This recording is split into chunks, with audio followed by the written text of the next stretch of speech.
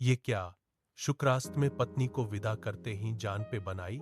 सभी भक्तों से विनम्र अनुरोध है, कमेंट में जय भोलेनाथ अवश्य लिखें और इस पावन कथा को सफल बनाएं। चैनल को लाइक, शेयर और सब्सक्राइब जरूर करें। आइए देखते हैं प्रदोष व्रत कथा। प्राचीन काल की बात है। एक नगर में 3 घनिष्ठ मित्र रहते थे। पहला राजा का पुत्र, दूसरा ब्राह्मण पुत्र और तीसरा सेठ का पुत्र। तीनों की मित्रता इतनी गहरी थी कि वे हर सुख दुख साथ बांटते थे।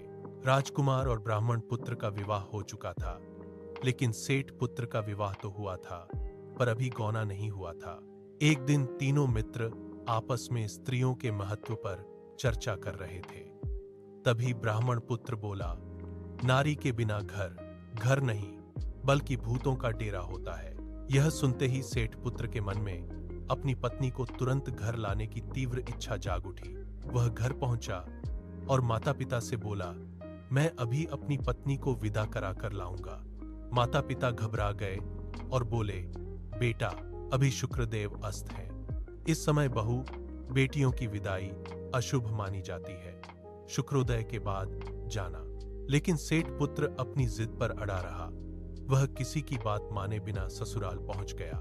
सास ससुर ने भी बहुत समझाया, लेकिन जब वह नहीं माना तो विवश होकर अपनी बेटी को विदा कर दिया। पति पत्नी बैलगाड़ी में बैठकर लौटने लगे, लेकिन नगर से बाहर निकलते ही दुर्भाग्य ने उनका पीछा शुरू कर दिया। अचानक बैलगाड़ी का पहिया टूट गया, फिर बैल की टांग टूट गई, पत्नी घायल हो गई।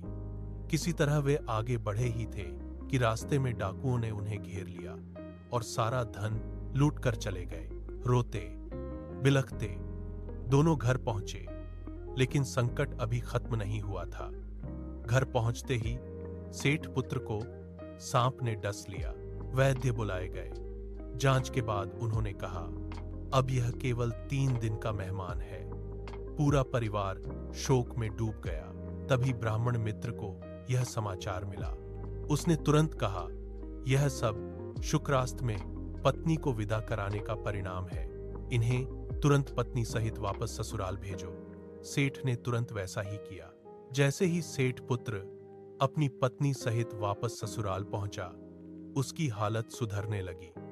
सारे कष्ट धीरे धीरे समाप्त हो गए।